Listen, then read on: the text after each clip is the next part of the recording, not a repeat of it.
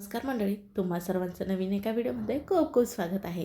तर मस्त साधी सोपी चमचमीत अशी आज आपण तोंडलीची रेसिपी पाहणार आहोत बरे का. म्हणजे पटकन कुठलंच वाटण न करता झटपट अशी होते बरं का.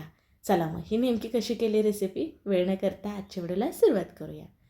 सुरुवातीला इथे घेतलेले आहे तोंडली. तर तोंडली बघा अगोदर ना ह्या भांड्यामध्ये भिजत ठेवले होते. ह्याच्यामध्ये ना पाणी घातलं होतं आणि 2 मिरच्यासुद्धा पाण्यामध्येच भिजत ठेवल्या होत्या, जेणेकरून हे स्वच्छ चांगल्या प्रकारे होतील ना स्वच्छ म्हणून पाण्यामध्ये ठेवायचे असे मिठाच्या भिजत. चांगले 2 पाण्यातनं धुवून घेतलेत, नंतर चाळणीवरती काढून घेतलेत, म्हणजे एक्स्ट्राचं पूर्णपणे ह्याचं पाणीही निथळलं जाईल. नंतर मिरच्यांचे जे देठ होते ना ते काढून घेतलेत बघा. आता हे तोंडले ते आपल्याला पुसून घ्यायचे आहेत. तोंडली ना अशी बारीक पातळवाली घ्यायची बघा, जाडवाली घ्यायची नाही, जे की निबर असतात, शिवाय आतून लाल झालेले असतात किंवा बी झालेले असतात खूप निबर, त्याच्यामुळे ते घ्यायचे नाहीत. अशी कोळी कोळी तोंडली घ्यायची, छोटी छोटीवाली बघा. सर्व तोंडली जे आहेत ना ते पुसून घेतलीत बघा. आणि अगदी मिठाच्या पाण्याने धुतल्यामुळे ना अगदी स्वच्छ छान चकचकतात बघा, स्वच्छ होतात. मिठाच्याच पाण्याने कुठलीही भाजी असली ना शक्यतो करून धुवून घ्यायची. तर आपल्याला ही तोंडली चिरून घ्यायची आहेत बघा. तर चिरून तुम्ही तुमच्या आवडीनुसार घेऊ शकता. जसं की मधीतनं उभी लाईन मारायची आणि नंतर पातळ पातळ जसा कांदा उभा चिरतो का नाही कांदा भजीसाठी, तशी तोंडली चिरून घेतलात तरीसुद्धा चालेल. शिवाय आता मी तुम्हाला इथं दाखवत आहे एकदम पातळ पातळ चिरून घ्यायचे, अशी चिरून घेतला तरीसुद्धा चालेल. पण अशी चिरून घेतल्यामुळे ना छान मसाला सगळीकडे लागतो. शिवाय असे पातळ चिरल्यामुळे काय नाही तोंडली लगेच शिजली जातात बरं का. आपण जरासुद्धा पाणी न वापरता वाफेवर शिजवणार आहोत, त्याच्यामुळे इथं मी पातळ पातळ तोंडली चिरून घेतली. सर्व तोंडली चिरून झालेत आणि बघा आतून जरासुद्धा ही तोंडली निबर किंवा लाल नाहीत. लाल तोंडली असतील ना किंवा जास्त बी जून झाल्यासारखे वाटत असेल तर ते तोंडली घ्यायची नाहीत बरं का, अशी कोवळीच घ्यायची. आता ही तोंडली एका ताटामध्ये काढून बाजूला ठेवलीत. पुढे कुठे वापरायचे तुम्हाला सांगतेच. शिवाय 2 हिरव्या मिरच्या घेतल्यात बघा, बारीक बारीक चिरून घेतल्यात. आता ह्या काही मिरच्या जास्त तिखटाला नाहीत, अगदी तुम्ही ते काळ्यावाल्या छोट्या मिरच्या भेटतात ना त्या घेतलात तरीसुद्धा चालेल, पण त्याने भाजी तिखट होते बरे का. आता मी मुलांसाठी करत असल्यामुळे काय तिखटाचं प्रमाण जरा कमीच ठेवलं. त्याचबरोबर ना एक मध्यम आकाराचा कांदा तो सुद्धा बारीक बारीक चिरून घेतला आहे. आता चला गॅसकडे वळूयात. तर गॅसवरती कढई ठेवले आणि अर्धी वाटी इतके शेंगदाणे घेतलेत. शेंगदाणे हलके डाग पडूसपर्यंत भाजून घ्यायचेत बरं का. चांगले मध्यम आचेवरती भाजून घेऊयात शेंगदाणे. आता भाजलेले शेंगदाणे खाली काढून घेऊयात. त्याचबरोबर ह्या कढईमध्ये ना मी तीळसुद्धा भाजून बाजूला काढून घेतलेत बरे का, ते पुढे तुम्हाला दाखवतेच. आता कढईमध्ये चांगलं 1.5 पळी इतकं तेल घातलं आहे. अर्धा चमच इतके जिरे घातलेत. जिरे चांगले तडतडले की बारीक चिरला कांदा होता बघा आपण, तो घालून घेतला आहे संपूर्ण. कांदा चांगला आपल्याला मस्त नरम लालसर होईपर्यंत परतून घ्यायचं आहे, जरासुद्धा कच्चा ठेवायचा नाही बघा. कांदा चांगला भाजत आला की मग आपण बारीक चिरलेल्या ज्या हिरव्या मिरच्या होत्या त्यासुद्धा घालून चांगल्या प्रकारे ना इथं परतून घेऊयात, म्हणजे त्यासुद्धा चांगल्या प्रकारे इथं भाजल्या जातील, म्हणजेच की नरम होतील. तर इथं ना आपण साधे मसाले घालूयात. ते म्हणजे पाव चमच इतके हिंग, पाव चमच इतके हळद, अर्धा चमच इतकं लाल तिखट, अर्धा चमच धना पावडर, अर्धा चमच गरम मसाला. हे चांगल्या प्रकारे ना आपल्याला परतून घ्यायचे बरं का. तेलामध्ये मसाले घालायचे बरं का, म्हणजे मस्त रंग येतो. आता काय आपण जी बारीक चिरलेली तोंडली होती ती घालून सर्व मिसळून घेऊयात. इथं मी साधे बेसिकच मसाले वापरलेत बरं का, अगदी जास्त काही मसाले वगैरे वापरलेले नाही, कुठलंच वाटणसुद्धा वापरलेलं नाही. तोंडली घातल्यानंतर चांगल्या प्रकारे मिसळून घेतलं आहे. नंतर अर्धा चमच इतकं मीठ घालून पुन्हा मिसळून घेऊया बरं का. आता वाटलंच तर तुम्ही छोटंसं इथं वाटणसुद्धा घालू शकता, जसं की खोबरं, लसूण, जिरं ह्याचं वाटण असतं ना ते सुद्धा घालू शकता. पण इथं एकदम साधी अशी इथं तोंडलीची भाजी करणार आहे बघा. वर झाकण ठेवलं आहे आणि पाणी ठेवूयात, म्हणजे खाली तोंडलीची भाजी तळायला लागत नाही. तोपर्यंत बघा इथे हे शेंगदाणे थंड झालेत, ते मिक्सर जारमध्ये काढून घेतले आणि बघा हे तीळ भाजून घेतलेत, 1 चम्मचभर इतके आहेत. आता मिक्सरला हे सुद्धा वाटून घेऊयात.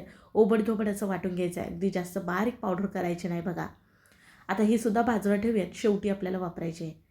चांगलं 1-2 मिनटं झालं की ह्याच्यावरचं झाकण काढूयात आणि आपल्याला हे हलवून घ्यायचं आहे, म्हणजे तळाला हे तोंडली लागायला नको म्हणून मध्ये आपल्याला चेक करायचे आहे.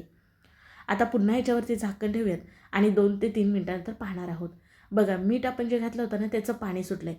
ह्या पाण्यावरतीच ना मिठाच्या आपल्याला हे शिजवून घ्यायचं आहे, वरनं बिलकुलसुद्धा पाणी घालायचं नाही, कारण आपण इथं तोंडलीची सुकी भाजी करत आहोत म्हणून.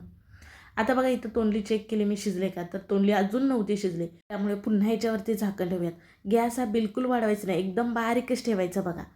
आता तुम्हाला वाटलंच तर तोंडलीबरोबर तुम्ही बटाटासुद्धा घालू शकता, जसं की बटाट्याच्या वरचे सालं काढायचे आणि बारीक बारीक फोडी करून घालू शकता. बटाटा पण ह्याच्याबरोबर अगदी चांगल्या प्रकारे शिजला जातो. आता बघा इथं चेक केलं तर इथं आता आपली ही तोंडली शिजलेली आहेत, मस्त याच्यातलं तेलसुद्धा सुटलं आहे बघा. आता आपण जे शेंगदाणा आणि तिळाचं वाटण केलं होतं ना, कूट केला होता ना तो घालून घ्यायचा. इथं थोडाच घातला आणि थोडा बाजूला ठेवला आहे. नंतर बारीक चिरलेली कोथिंबीर घातली, सर्व मिसळून घेत आहे. शेंगदाण्याचा कूट सगळा घालत आहे बघा. आणि चांगल्या प्रकारे हे मिसळून घेऊयात. त्याच्या अगोदर मी तुम्हाला तोंडलीची भाजी दाखवली. जसं की तोंडली आणि चणा हे जी मिक्स ग्रेव्हीवाली आपण भाजी केली होती, तो व्हिडिओ तुम्हाला खूप आवडला, त्याला छान प्रतिसाद दिला, लाखामध्ये व्ह्यूजसुद्धा आले. तर आज फक्त साधी सिंपल अशी तोंडलीची आपण भाजी केली, जे की कुठलंच वाटण न वापरता. बघा आता कूट आणि कोथिंबीर घातली होती ना, मग सर्व मिसळून घेऊन ना पुन्हा ह्याच्यावरती झाकण ठेवलं बरं का, म्हणजे चांगल्या प्रकारे हे मिसळलं जाईल म्हणून. आणि आता इथं गॅस बंद केलेला आहे आणि मस्त साधी सोपी तर चमचमीत तोंडलीची आपली भाजी तयार झाली. खरंच खायला म्हणालात तर ना खूपच छान लागते बरं का. अगदी मुलंसुद्धा आवडीने खातात. आपल्यालासुद्धा रोज रोज भाजीला काय करायचं सुचत नाही बघा. मग असे जर तुम्ही तोंडलीची भाजी केलात ना तर मुलं खातात बरं का. आता माझी तरी मुलं खातात म्हणून मी तिखटसुद्धा जास्त केली नाही. चपातीसोबत किंवा पराठे करायचे त्याच्यासोबत हे खायला छान लागतात बघा. तर तुम्हाला इथं पराठे म्हणजेच की लच्छा साधाच पराठा तीळ आणि कोथिंबीरचा दाखवणार आहे. सेम चपातीला कसं आपण कणिक मळतो तसंच इथं कणिक अगोदरच मळून ठेवली होती बघा. अगदी चांगल्या प्रकारे भिजलेली आहे. कणिक चांगल्या प्रकारे भिजले ना तर आपले पराठे मस्त खुसखुशीत होतात बरं का. फक्त ह्याच्यामध्ये मीठ आणि पाणी टाकूनच पीठ मळून घेतलेलं आहे, बाकी काहीच ह्याच्यामध्ये घालायचं नाही. जशी चपातीला एक उंडा घेतो एक गोळा घेतो तसा गोळा घेतला आहे. सुकं गव्हाचं पीठ भुरभुरून ना जशी चपाती लाटून घेतो तसं लाटून घ्यायचं आहे. पण चपातीला आपण मधीत घडी घालतो, ह्याला घडी घालायची नाही बघा. सरळ एक चपाती लाटून घेतली तर मोठी पातळ जमेल तितकी तुम्हाला पातळ लाटून घ्यायची आहे. नंतर मध्येच ना असं तेल लावून घ्यायचं आहे बघा सगळीकडे आणि सुकं गव्हाचं पीठ भुरभुरून घ्यायचं आहे. आणि आपण लहानपणी बघा पंखा कसा करायचो कागदाचा, अगदी तसं करायला घ्यायचं आहे बघा. इथं व्हिडिओमध्ये तुम्हाला दिसत असेल. म्हणजे छान पदार्थ सुटतात, लच्छे सुटतात आणि लच्छेदार असा आपला पराठा होतो. आणि नंतर काय आपण चुंबळ कशी करतो शेची चुंबळ म्हणजेच की असा रोल करून घ्यायचा आणि शेवटचं टोक असं खाली दाबायचं. आणि काय आता हलक्या हाताने आपण लाटून घेणार आहोत बरं का. तर इथं वरती ना जराशी असं तेल लावून घेत आहे बघा मी आणि थोडंसं तीळ भुरभुरून घेत आहे आणि कोथिंबीर बरं का.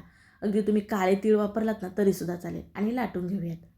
पीठ वगैरे लावायचं नाही बरं का. हा आपण लच्छा पराठा करत असल्यामुळे पातळ लाटायचं नाही. पराठा हा जरा जाडच असतो तर जरा जाड ठेवायचा म्हणजे छान खुसखुशीत असे होतात.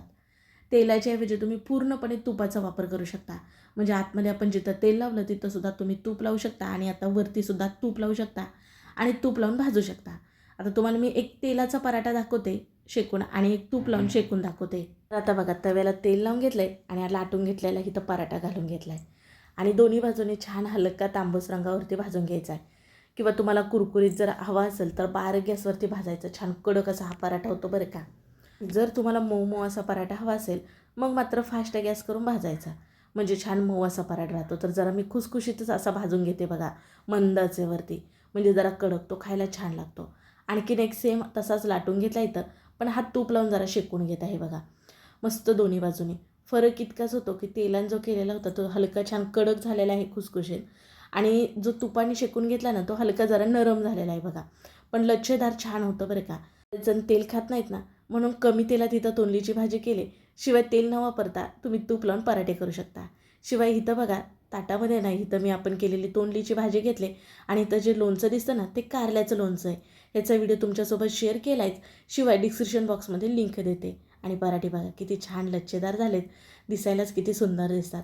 ह्या भाजीसोबत खायला एक नंबर लागतात. औरंगाबादचा जर असा टिफिन दिलात ना तुम्ही लच्छे पराठे तोंडले, घरी आल्याला तुमचं कौतुक केल्याशिवाय राहणार नाही बरं का, मी गॅरंटी देऊन सांगते. इथं जे घेतलं आहे ना कारल्याचं लोणचं ते अगदी महिना 2 महिन्यात टिकणार आहे बरं का. नक्की तुम्ही सुद्धा करून बघा, अगदी मस्त लागतं. कसा वाटला व्हिडिओ ते सुद्धा नक्की कळवा. व्हिडिओ जरासुद्धा आवडला तर पटकन एक लाईक ठोका. व्हिडिओ शेअर करायला विसरू नका आणि हो चॅनलला सबस्क्राईब करा म्हणजे नवनवीन व्हिडिओ पाहायला मिळतील. चला मग पुन्हा भेटू अशा नवीन एका रेसिपीमध्ये. तोपर्यंत बाय.